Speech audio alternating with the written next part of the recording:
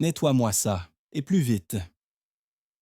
La voix de Chloé Dubois, tranchante comme du verre brisé, résonna dans le grand salon de l'Hôtel de Paris. Devant des centaines d'invités vêtus de leurs plus beaux habits, elle venait de renverser délibérément sa coupe de champagne sur le sol en marbre, un sourire cruel aux lèvres, en regardant la jeune femme de ménage qui se tenait devant elle, un seau à la main. Mais avant de plonger dans cette histoire incroyable, faites-moi une faveur. Cliquez sur le bouton J'aime et si vous êtes nouveau ici, abonnez-vous à notre famille grandissante d'amateurs d'histoire. Votre soutien signifie beaucoup pour nous et nous permet de continuer à créer du contenu qui, nous l'espérons, vous touche et vous inspire. Dites-moi en commentaire de quelle ville vous regardez cette vidéo pour que je puisse vous envoyer un salut spécial dans ma prochaine histoire.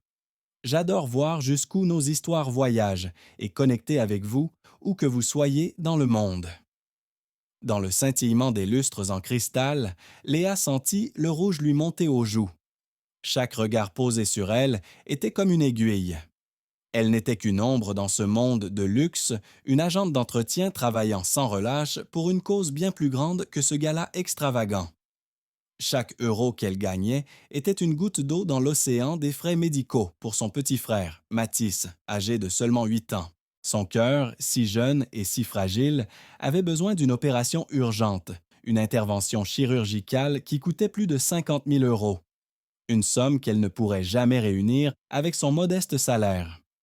Ce soir-là, elle avait accepté de faire des heures supplémentaires, espérant ajouter quelques billets à ses économies, chaque centime la rapprochant un peu plus de son objectif de sauver la vie de son frère. Chloé Dubois, l'héritière de l'Empire, Dubois Prestige, portait une robe qui valait probablement plus que l'opération de Matisse. Elle la regardait de haut, savourant son pouvoir et l'humiliation publique qu'elle infligeait. Léa, la gorge nouée par la honte et la colère, posa son seau et commença à essuyer le liquide collant avec sa serpillière, en silence. Mais Chloé n'avait pas terminé son spectacle. Faisant semblant de ne pas voir le seau, elle trébucha dessus de manière théâtrale, s'étalant de tout son long sur le sol humide. « À l'aide !» hurla-t-elle, sa voix remplie d'une fausse panique. « Cette folle m'a agressée. Elle m'a fait tomber. Sécurité. » En un instant, deux gardes du corps robuste se précipitèrent. Les invités murmuraient, sortant leur téléphone pour filmer la scène. Pour eux, c'était un drame inattendu, un divertissement. Pour Léa, c'était la destruction de sa vie. Le directeur de l'hôtel, alerté, arriva en courant, le visage pâle. Sans même poser une question à Léa, il se tourna vers elle, les yeux pleins de fureur. « Vous êtes renvoyée », lança-t-il d'une voix forte pour que tout le monde entende. « Rendez votre uniforme et partez immédiatement. Ne remettez plus jamais les pieds ici. » Traînée sans ménagement vers la sortie de service, sous les regards accusateurs et les flashs des smartphones, Léa sentit les larmes brûler ses yeux. Virée. Sur le champ. Sans un mot d'explication, sans une chance de se défendre. Tout son monde venait de s'effondrer à cause du caprice d'une fille riche et gâtée. Personne ne prit sa défense. Personne ne sembla remarquer l'injustice flagrante qui venait de se produire. Enfin, presque personne.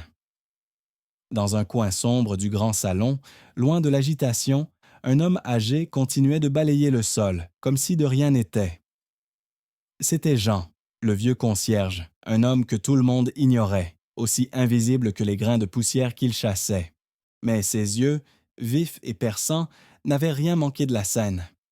Il avait vu le geste délibéré de Chloé, le sourire cruel, le mensonge. Il avait vu la dignité silencieuse de Léa et la panique dans son regard lorsqu'elle avait été injustement accusée.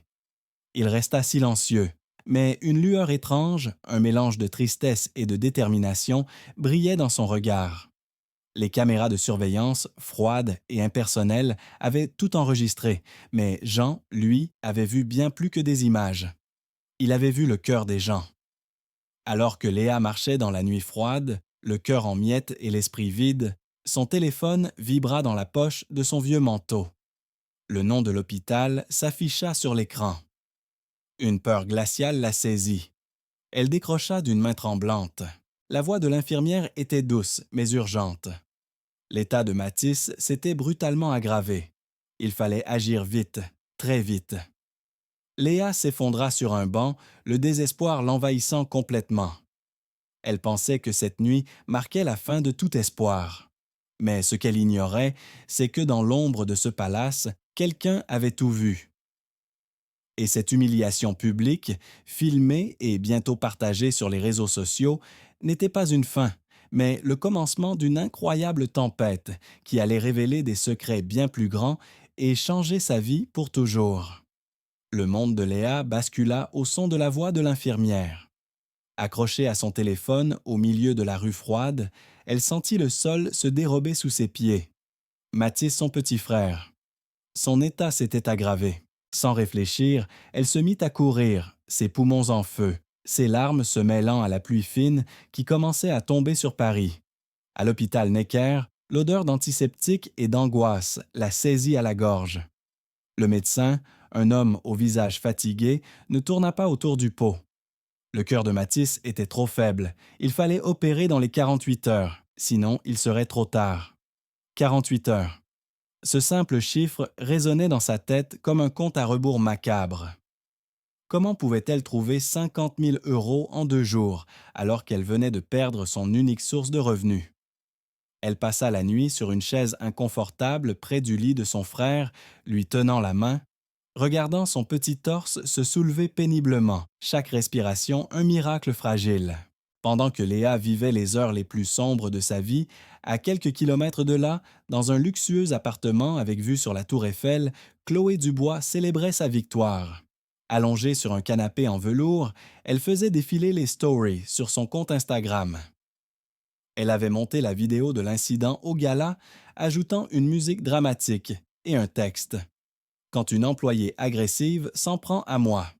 Heureusement que la sécurité a fait son travail. #Galagate, #Drame à Paris. La vidéo était devenue virale. Les commentaires de soutien affluaient. Courage Chloé. Inadmissible ce genre de comportement. Bien fait pour elle.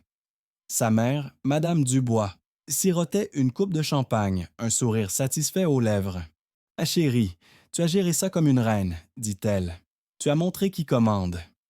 Cet hôtel nous remerciera d'avoir démasqué une employée aussi instable. » Elles riaient ensemble, leur cruauté aussi pétillante que le champagne dans leur verre, complètement indifférentes à la vie qu'elles venaient de briser. Les jours qui suivirent furent une descente aux enfers pour Léa. Chaque matin, elle quittait l'hôpital pour chercher du travail, n'importe quoi, un restaurant, un supermarché, une autre entreprise de nettoyage. Mais partout, c'était la même histoire. Dès qu'un recruteur voyait son nom ou reconnaissait son visage, l'expression changeait. « Ah, c'est vous, la fille de la vidéo. Désolé, le poste vient d'être pourvu. » Son visage était devenu le symbole de l'incompétence et de l'agressivité. La vidéo, partagée des milliers de fois, avait empoisonné sa réputation. Son téléphone sonna, mais ce n'était pas un appel pour un emploi. C'était une notification de sa banque. Un SMS froid et impersonnel. Solde de votre compte, 23 € et 12 centimes. 23 €. C'était tout ce qui se tenait entre elle et la catastrophe totale. Le soir, elle rentrait dans son petit studio du quartier de Belleville, le ventre vide, le cœur lourd, pour s'effondrer sur son lit, épuisée par la peur et l'humiliation. Un soir, alors qu'elle pleurait en silence sur un banc public, incapable de rentrer chez elle, pour faire face au mur vide, une ombre s'approcha. C'était Jean, le vieux concierge de l'hôtel. Il portait les mêmes vêtements de travail usés, mais son regard était rempli d'une compassion qui la toucha profondément. Il ne dit rien au début, se contentant de s'asseoir à côté d'elle. Puis, il lui tendit une enveloppe en papier kraft, élimée par le temps. « Tenez, jeune fille, dit-il d'une voix douce et rauque. Ce n'est pas grand-chose, mais c'est tout ce que j'ai. » Léa voulut refuser, mais la sincérité dans ses yeux la désarma. À l'intérieur, elle trouva quelques billets de 50 €, froissés, probablement toutes ses économies. Et sous les billets, il y avait autre chose. Une simple carte de visite d'un blanc immaculé. Le carton était rigide, luxueux, mais il n'y avait ni nom, ni logo, ni adresse. Juste un numéro de téléphone, gravé en fines lettres dorées. Si vous êtes vraiment désespéré, appelez ce numéro, murmura Jean avant de se lever et de disparaître dans la nuit, la laissant seule avec son argent et ce mystérieux morceau de carton. De retour dans son studio, Léa posa l'argent sur la table, le cœur partagé entre la gratitude et la confusion. Qui était cet homme? Pourquoi un simple concierge l'aidait-il avec tant de générosité? Et que signifiait cette carte de visite? Par une impulsion étrange, elle ralluma son téléphone et ouvrit Instagram. Elle devait revoir cette maudite vidéo qui avait détruit sa vie. Elle la regarda une fois, deux fois, la colère montant en elle. Mais à la troisième vision, elle ralentit la lecture, la passant image par image, son attention attirée par un détail en arrière-plan qu'elle n'avait jamais remarqué. Dans le reflet d'un plateau en argent poli posé sur une table de service, on pouvait voir une partie de la scène sous un autre angle. C'était flou, déformé par la courbe du métal, mais un détail était indéniable. On y voyait une silhouette, celle d'un homme tenant un balai. C'était Jean, le concierge. Mais il ne balayait pas. Il se tenait immobile, légèrement en retrait. Et dans sa main, à peine visible mais bien réelle, il tenait son propre téléphone, discrètement pointé vers la scène, l'objectif de la caméra brillant sous la lumière des lustres. Léa sentit un frisson glacial la parcourir de la tête aux pieds. Ce vieil homme, cet homme que tout le monde ignorait, était en train de filmer toute la scène depuis le début. Il avait sa propre version des faits, et ce qu'elle venait de découvrir sur cet écran allait absolument tout changer. Le souffle coupé, Léa fixa l'écran de son téléphone, son doigt appuyé sur le bouton pause, l'image figée sur le reflet du plateau d'argent. Jean, le concierge, avait tout filmé. Ce n'était pas un accident, ce n'était pas de la curiosité. C'était un acte délibéré. Une vague d'adrénaline remplaça soudain le désespoir qui l'écrasait depuis des jours. Cet homme, ce vieil homme si discret, détenait la clé de tout. Et cette carte de visite blanche, ce numéro de téléphone doré, n'était pas un simple geste de pitié. C'était une invitation, une porte de sortie. Le délai de 48 heures pour l'opération de Matisse expirait le lendemain matin. Elle n'avait plus de temps à perdre, plus rien à perdre. Tremblante mais résolue, elle composa le numéro. Une voix calme, posée et incroyablement professionnelle répondit à la première sonnerie. « Nous vous attendions. » Léa, décontenancée, bégaya son nom. « Je sais qui vous êtes, mademoiselle Léa, » continua la voix, imperturbable. « Rendez-vous demain à 10 heures à cette adresse. Soyez ponctuelle. » L'adresse qu'on lui communiqua était celle du cabinet d'avocats le plus prestigieux et le plus cher de Paris, Lefebvre et Associés, situé avenue Montaigne, un monde à des années-lumière de son petit studio de Belleville. C'était insensé, une blague cruelle, un piège. Mais alors qu'elle s'apprêtait à raccrocher, la voix ajouta une dernière phrase qui glaça le sang dans ses veines. « Ne vous inquiétez pas pour votre frère. L'acompte pour son opération vient d'être réglé par virement instantané. Concentrez-vous sur demain. » Une notification de l'hôpital arriva une seconde plus tard, confirmant le paiement. Léa s'assit lourdement sur son lit, le téléphone lui glissant des mains. Qui était cet homme? Qui était Jean? Et quel jeu se jouait réellement dans les coulisses de l'Empire Dubois Prestige? Le lendemain matin, Léa se présenta devant l'imposant bâtiment en pierre de taille. Vêtue de ses seuls vêtements décents, elle se sentait terriblement déplacée au milieu des costumes coûteux et des voitures de luxe. Le hall du cabinet était un temple de marbre et de bois précieux. La réceptionniste la toisa avec un mépris à peine voilé. « Nous n'avons pas de rendez-vous pour vous. » Léa, le cœur battant, sortit la carte de visite blanche. Le visage de la réceptionniste changea du tout au tout. La condescendance fit place à une nervosité palpable. « Veuillez me suivre, mademoiselle, » dit-elle d'une voix soudainement respectueuse.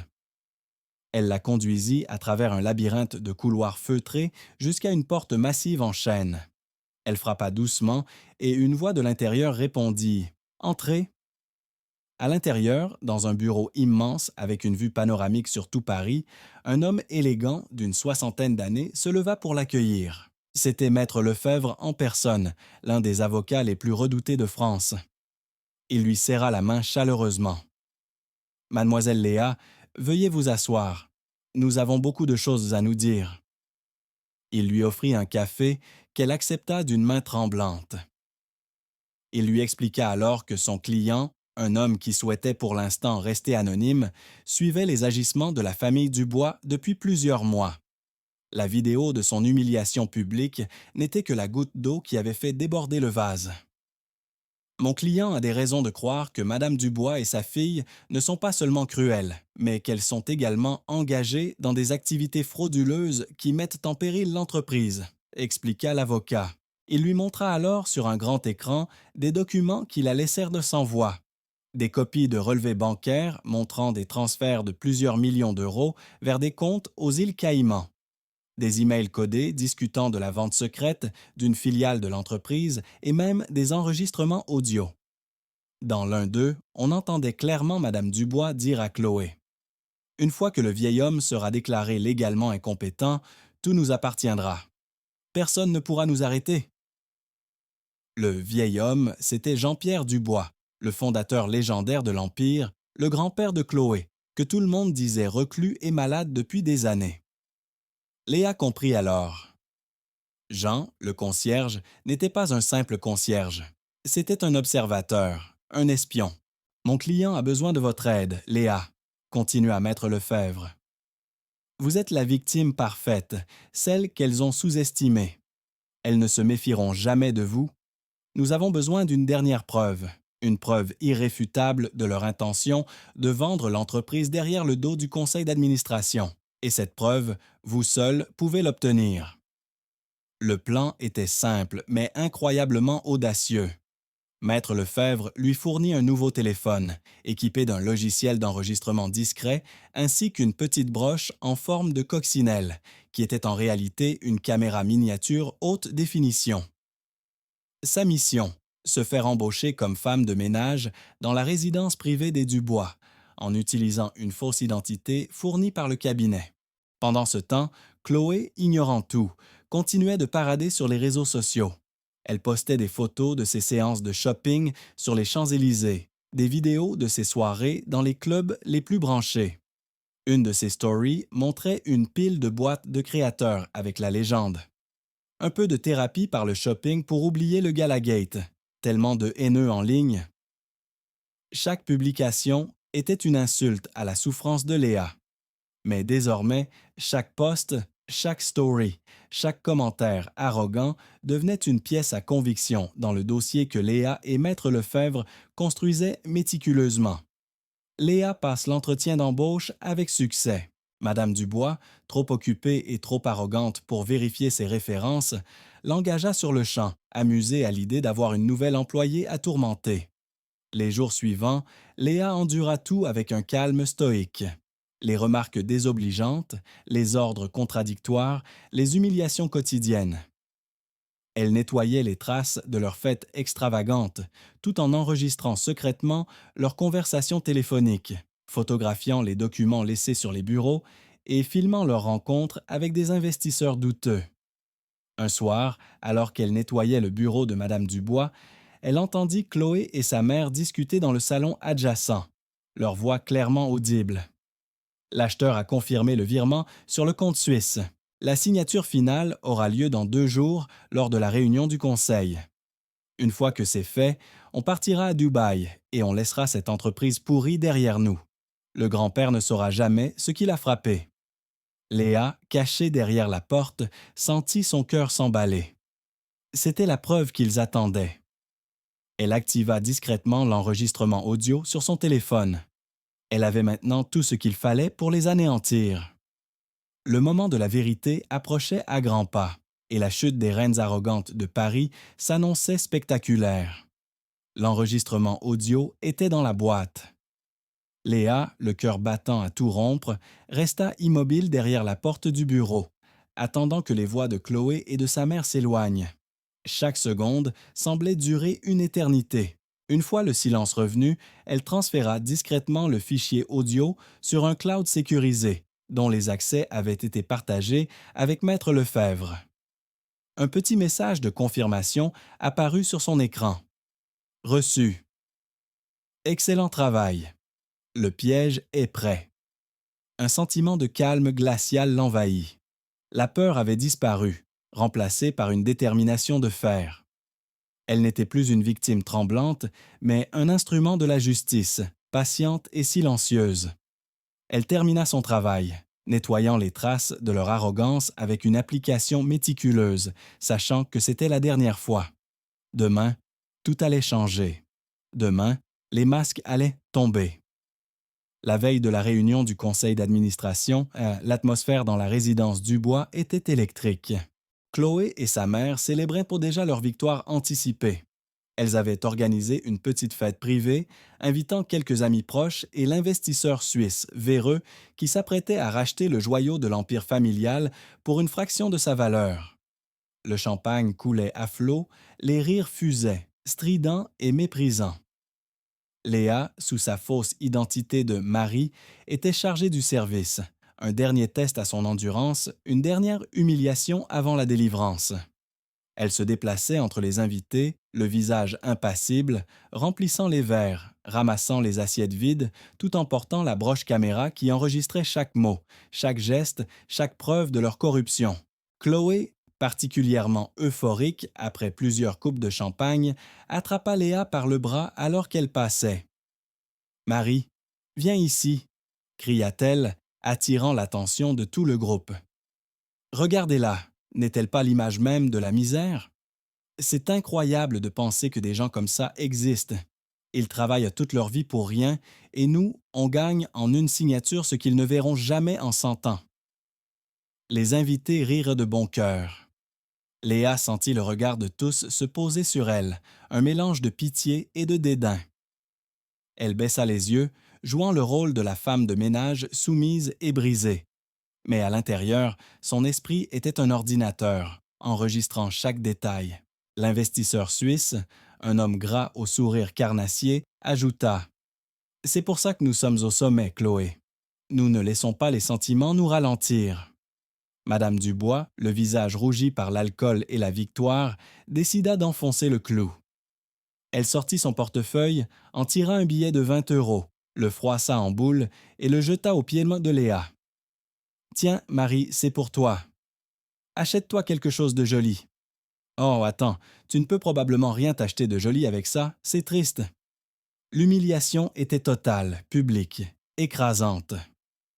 Léa se pencha lentement pour ramasser le billet, ses mains tremblant légèrement sous le poids de la comédie qu'elle jouait. Elle sentit les larmes lui monter aux yeux, de vraies larmes cette fois, non pas de tristesse, mais de rage contenue.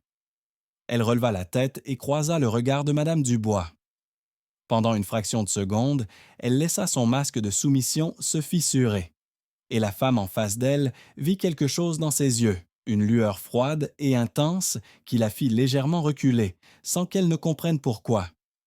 C'est à ce moment que Chloé commit l'erreur fatale, l'erreur qui allait sceller leur destin. Excitée par le spectacle, elle sortit son téléphone. « Attendez, c'est trop drôle, il faut que j'immortalise ça. » Elle commença à filmer Léa, agenouillée pour ramasser le billet, et lança un direct sur Instagram. En direct de la maison. Regardez notre nouvelle bonne, elle est tellement reconnaissante pour un pourboire. La vie des pauvres, tellement drôle. Elle zooma sur le visage de Léa, puis fit un panoramique sur les invités hilars. Ce qu'elle ne savait pas, c'est que la broche caméra de Léa, pointée droit sur elle, enregistrait non seulement sa cruauté, mais aussi, en arrière-plan, le visage de l'investisseur suisse et, plus important encore, le document qu'il tenait à la main. Le contrat de vente final avec le nom de la société offshore et le montant exact de la transaction bien visible. C'était la dernière pièce du puzzle, la preuve visuelle et irréfutable qui liait tous les autres éléments. Léa se releva, le billet froissé dans sa main. « Merci, madame », murmura-t-elle, sa voix à peine audible. Elle se retira ensuite dans la cuisine, le cœur battant la chamade. Elle envoya immédiatement la vidéo de la broche à Maître Lefebvre. Le message de retour fut instantané. Parfait. Nous avons tout. Soyez prête pour demain. 10 heures précises. La justice arrive. Plus tard dans la nuit, alors que la fête battait son plein, Léa reçut l'ordre de nettoyer la chambre de Chloé. C'est là, sur la table de chevet, à côté d'une bouteille de champagne vide et d'une pile de magazines de mode, qu'elle vit quelque chose qui la fit s'arrêter net. C'était un vieux cadre photo en argent, poussiéreux, presque caché derrière une lampe. La photo à l'intérieur était jaunie par le temps. Elle montrait un homme souriant, plus jeune, avec une petite fille sur ses genoux. L'homme, c'était Jean-Pierre Dubois, le fondateur. Et la petite fille, ce n'était pas Chloé. C'était une enfant aux grands yeux tristes, une enfant qu'elle reconnut immédiatement sur une autre photo posée à côté, une photo de classe. C'était elle. Léa. Son père, décédé depuis longtemps, avait été le meilleur ami et le bras droit de Jean-Pierre Dubois avant que Madame Dubois ne l'écarte de l'entreprise après sa mort. Elle comprit tout. Ce n'était pas seulement une question de justice pour une employée humiliée. C'était une histoire de famille, de trahison et d'héritage volé. Jean, ou plutôt Jean-Pierre, ne cherchait pas seulement à sauver son entreprise. Il cherchait à réparer une injustice vieille de 20 ans. Il cherchait à rendre à la fille de son meilleur ami ce qui lui revenait de droit. Léa sortit de la résidence cette nuit-là, non plus comme une femme de ménage, mais comme une héritière prête à réclamer son dû.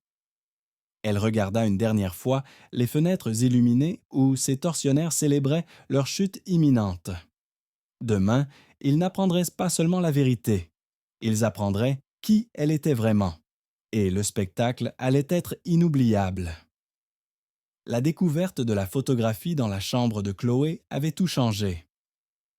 En rentrant dans son petit studio aux premières lueurs de l'aube, Léa n'était plus la même personne. La fatigue, la peur, l'humiliation avaient laissé place à une énergie nouvelle, une colère froide et une certitude absolue.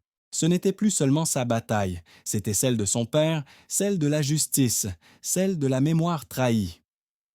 Elle passa le reste de la nuit non pas à dormir, mais à se préparer pour le combat de sa vie. Assise à sa petite table de cuisine, l'écran de son ordinateur portable projetant une lueur bleutée sur son visage concentré, elle organisa méticuleusement l'arsenal numérique qu'elle avait rassemblé. Chaque enregistrement audio, chaque vidéo, chaque photo de document compromettant fut classé, renommé et sauvegardé sur plusieurs supports. Une clé USB cryptée qu'elle glissa dans la doublure de son sac, un deuxième cloud sécurisé et un dossier compressé envoyé par un service de transfert de fichiers éphémères à une adresse e-mail qu'elle ne connaissait pas, mais que Maître Lefebvre lui avait indiquée. C'était l'adresse d'une journaliste d'investigation réputée, prête à publier l'histoire dès qu'elle en recevrait le signal. La réunion du conseil d'administration de Dubois Prestige était prévue à 10 heures précises, dans la salle principale du siège social, un gratte-ciel de verre et d'acier au cœur de la défense. C'était là que le coup de grâce devait être porté. Pendant que Léa coordonnait les derniers détails avec l'équipe de Maître Lefebvre via une messagerie sécurisée, Madame Dubois et Chloé se réveillaient dans leur luxe arrogant, totalement inconscientes de la tempête qui se préparait. Pour elles, cette journée était le couronnement de leur plan. Elles passèrent la matinée à se préparer, choisissant des tenues de créateurs qui criaient le pouvoir et le succès. Chloé, particulièrement fière d'elle, fit même une story Instagram depuis sa salle de bain en marbre. Jour J, prête à signer le plus gros deal de ma vie. Certains vont pleurer, mais c'est le business, les chéris. #BossGirl, #FutureMilliardaire. Elle ne se doutait pas à quel point ses paroles étaient prophétiques. Elles allaient effectivement pleurer, mais pas de joie. Leur dernière conversation avant de quitter la maison fut interceptée par le micro toujours actif dans la broche que Léa avait accidentellement oublié sur un meuble du salon la veille. N'oublie pas, Chloé, disait Madame Dubois d'une voix glaciale. Après la signature, nous transférons immédiatement les fonds. D'ici ce soir, nous serons à Genève. le temps de finaliser les papiers pour la déclaration d'incapacité du grand-père et de jeter cette petite femme de ménage à la rue, et nous serons enfin libres. Cette dernière pièce, cette confirmation de leur intention de fuir et de détruire la vie de Jean-Pierre, fut instantanément transmise à Maître Lefebvre. C'était le dernier clou dans leur cercueil. À 9 heures, Léa quitta son appartement. Elle n'était plus vêtue de son uniforme de travail, mais d'un tailleur pantalon simple mais élégant que l'équipe de l'avocat lui avait fourni. Elle avait l'air d'une jeune femme d'affaires, confiante et déterminée. En chemin, elle passa devant l'hôpital. À travers la fenêtre, elle vit Mathis assis sur son lit, en train de rire avec une infirmière. Son opération était un succès. Il allait vivre. Cette image lui donna la force finale dont elle avait besoin. Elle ne se battait pas seulement contre une injustice, elle se battait pour un avenir, le sien et celui de son frère. Le plan était d'une précision chirurgicale. Maître Lefebvre et son équipe étaient déjà au siège social, prétextant une réunion préliminaire pour vérifier les aspects techniques de la salle du conseil. En réalité, ils prenaient le contrôle. Un technicien discret installa un petit dispositif permettant de pirater le système de projection de la salle. Des journalistes, prévenus par la source anonyme, commençaient à se rassembler devant l'immeuble, officiellement pour couvrir une annonce majeure de l'entreprise.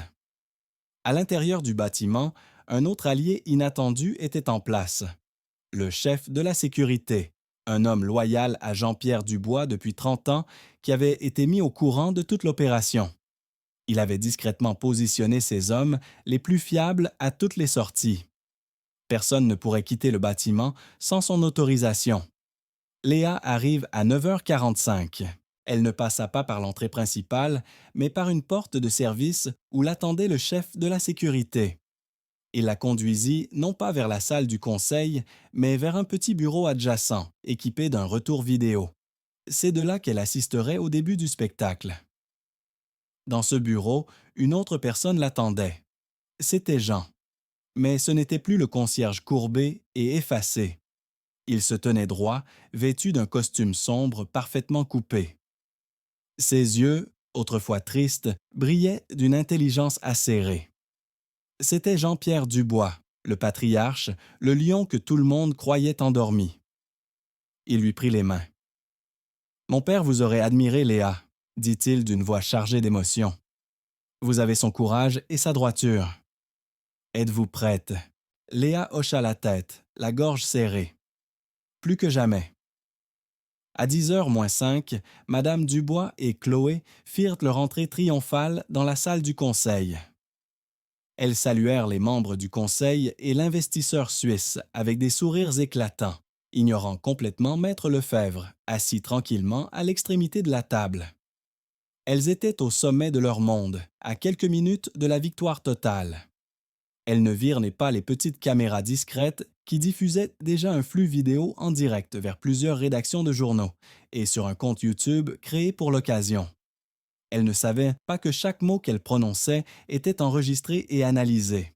Elles ne se doutaient pas que le stylo que l'investisseur suisse s'apprêtait à utiliser pour signer le contrat était un faux et que le vrai document avait été remplacé par une copie sans valeur juridique. Le spectacle était sur le point de commencer. Dans le petit bureau, Léa regardait l'écran, son cœur battant au rythme du compte à rebours silencieux qui s'affichait dans un coin. Jean-Pierre posa une main sur son épaule. « N'ayez pas peur. La vérité est une arme puissante. » Dans quelques heures, non. Dans quelques minutes, leur monde de mensonges et de cruauté allait s'écrouler. Il était temps de montrer la vérité au monde entier. 10 heures précises.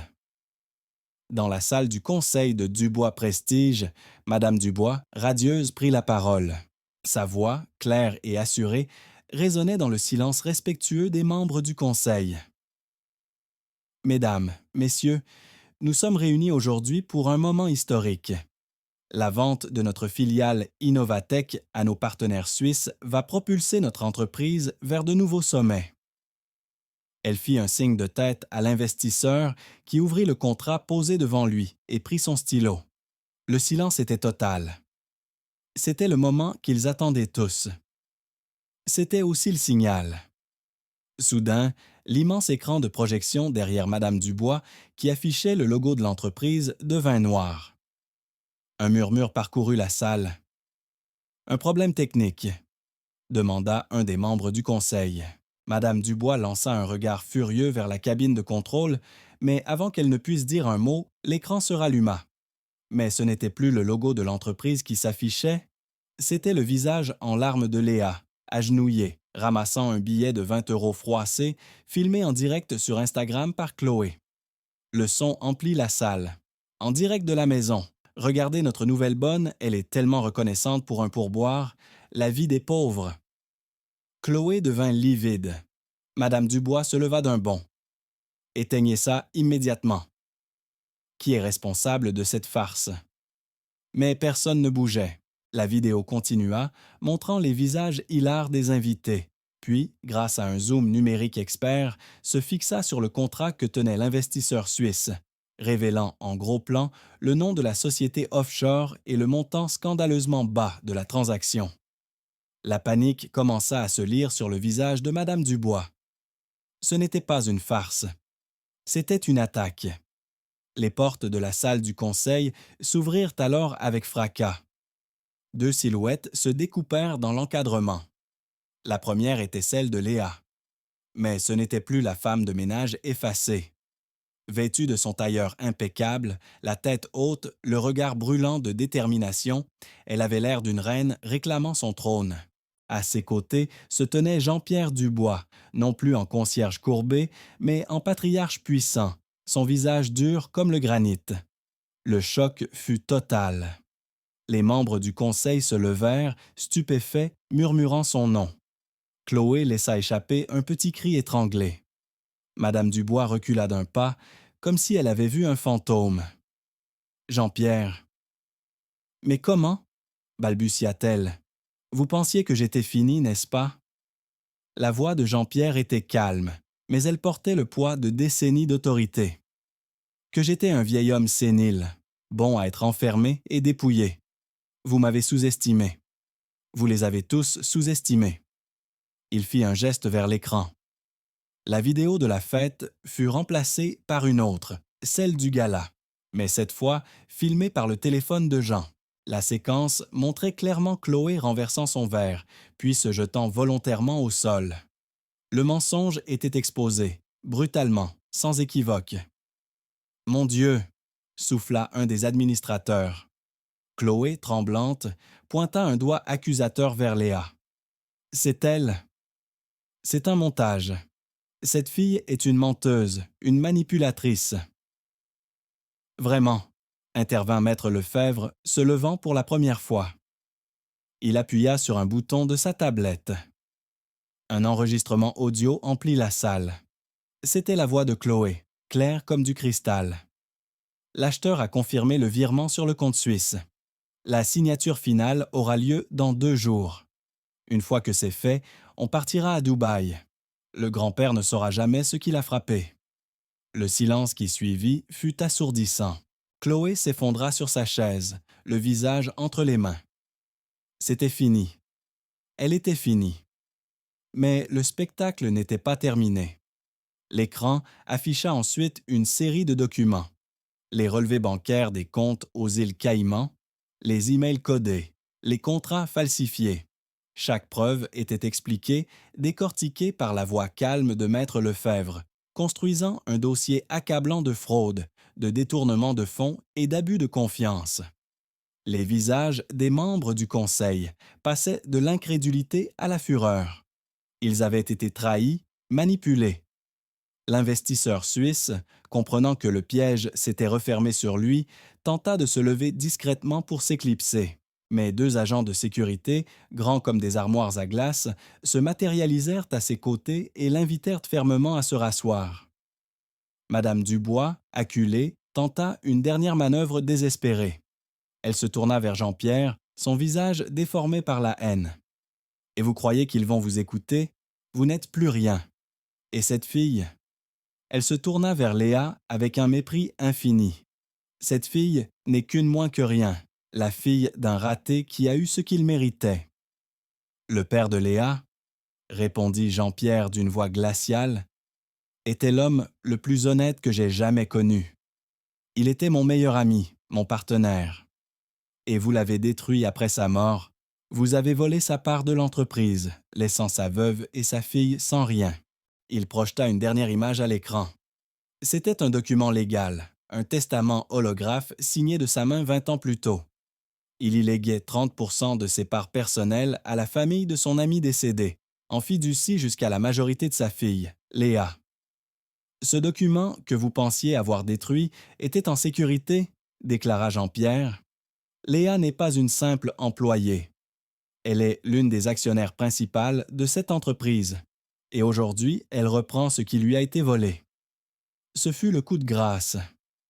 L'arrogance de Madame Dubois se brisa, remplacée par un effroi pur. Elle regarda Léa, non plus comme une servante, mais comme l'architecte de sa destruction.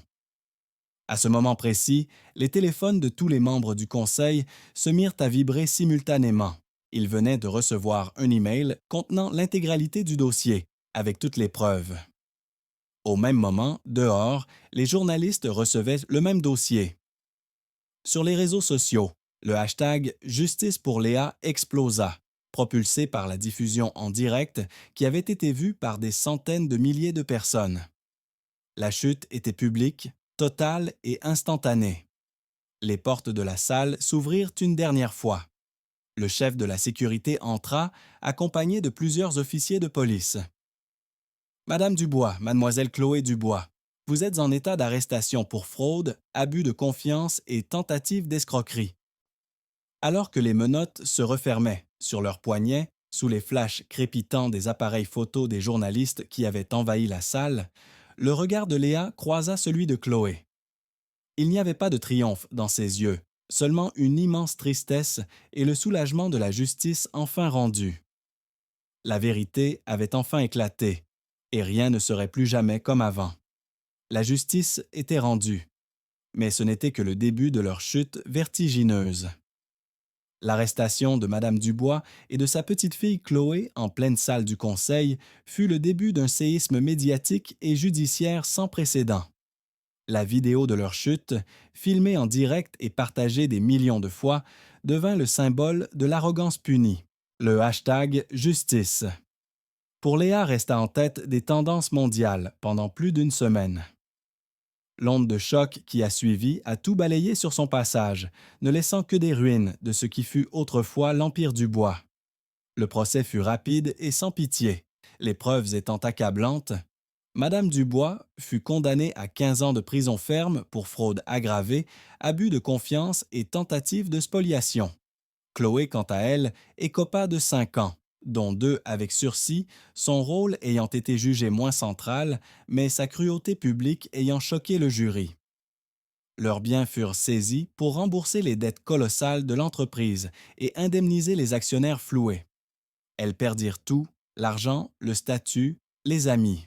L'appartement avec vue sur la tour Eiffel fut vendu aux enchères et les robes de créateurs remplacées par l'uniforme terne de la prison. De reines de Paris, elles devinrent des parias, des exemples de ce qui arrive lorsque l'orgueil dépasse la raison. Pour Léa et Jean-Pierre, la justice n'était que le début d'une nouvelle aube. Après le chaos vint la reconstruction. Jean-Pierre Dubois, reprenant officiellement les rênes de son entreprise, nomma Léa vice-présidente exécutive. Ensemble, ils purgèrent de l'entreprise de tous les éléments corrompus installés par Madame Dubois et la remirent sur le chemin de l'honnêteté et du succès. Léa, avec les 30% de parts qui lui revenaient de droit, devint non seulement riche, mais aussi une voix influente dans le monde des affaires. Elle n'oublia jamais d'où elle venait. Sa première décision en tant que vice-présidente fut de créer la Fondation Matisse, du nom de son frère, désormais en parfaite santé. Cette fondation, financée par une partie substantielle des bénéfices de l'entreprise, se consacra à payer les frais médicaux pour les enfants de familles modestes, s'assurant que plus jamais un enfant ne risquerait sa vie à cause d'un manque d'argent.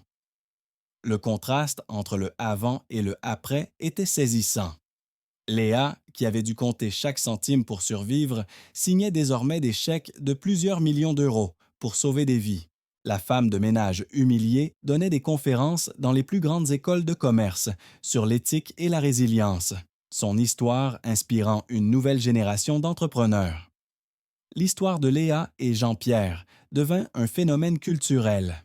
Netflix produisit une mini-série à succès intitulée Le concierge et l'héritière, qui remporta plusieurs prix internationaux. Léa écrivit un livre, La dignité comme seule richesse, qui devint un best-seller mondial traduit en plus de 40 langues. Elle utilisa les revenus pour étendre les activités de sa fondation, ouvrant des cliniques et des centres de soutien dans tout le pays. Aujourd'hui, 3 ans plus tard, l'entreprise Dubois Prestige est plus prospère que jamais. Mais elle est aussi devenue un modèle d'entreprise socialement responsable. Jean-Pierre a pris une retraite méritée, confiant la direction totale à Léa, qu'il considère comme la fille qu'il n'a jamais eue. Il passe ses journées à jouer avec Mathis, qu'il appelle Papy Jean, dans le grand jardin de la maison qu'ils partagent désormais. Léa, elle, a trouvé un équilibre parfait entre sa carrière exigeante et sa vie personnelle. Elle a montré au monde que la force ne réside pas dans la domination, mais dans la compassion. Son bureau n'est pas au sommet du gratte-ciel, mais au rez-de-chaussée, avec une porte toujours ouverte, un rappel constant qu'il ne faut jamais mépriser ceux qui semblent être en bas de l'échelle. L'histoire s'achève sur une image symbolique. Léa, Jean-Pierre et Mathis, regardant un coucher de soleil depuis la terrasse de leur maison. Le ciel, autrefois sombre et menaçant, est maintenant teinté de rose et d'or. La tempête est passée, laissant derrière elle un air pur et un avenir plein de promesses. La justice n'a pas seulement été rendue, elle a planté les graines d'un monde meilleur. Cette histoire nous rappelle que la justice existe encore dans ce monde. La vérité finit toujours par triompher, même si elle prend du temps. Elle nous enseigne de ne jamais mépriser quelqu'un à cause de son apparence ou de sa situation, car les plus grands trésors se cachent souvent dans les cœurs les plus humbles. Quelle leçon avez-vous tiré de ce récit? Partagez vos réflexions dans les commentaires ci-dessous, nous adorons lire vos pensées et vos propres expériences. Et devinez quoi? Une autre histoire bouleversante arrive dans quelques jours, encore plus dramatique et inspirante que celle-ci. Alors, si ce n'est pas déjà fait, assurez-vous de vous abonner à cette chaîne et d'activer la cloche de notification pour être le premier à la découvrir dès sa mise en ligne. Si cette histoire vous a ému, n'oubliez pas de cliquer sur le bouton « J'aime ». Cela nous aide énormément à faire découvrir ces récits de justice à d'autres personnes qui en ont besoin. Et surtout, partagez cette vidéo avec vos amis et votre famille, car on ne sait jamais qui a besoin d'entendre ce message d'espoir aujourd'hui. Parfois, une seule histoire peut changer la perspective de quelqu'un sur la vie. Merci infiniment d'avoir suivi ce voyage émotionnel avec nous. À très bientôt pour une nouvelle histoire qui vous touchera droit au cœur.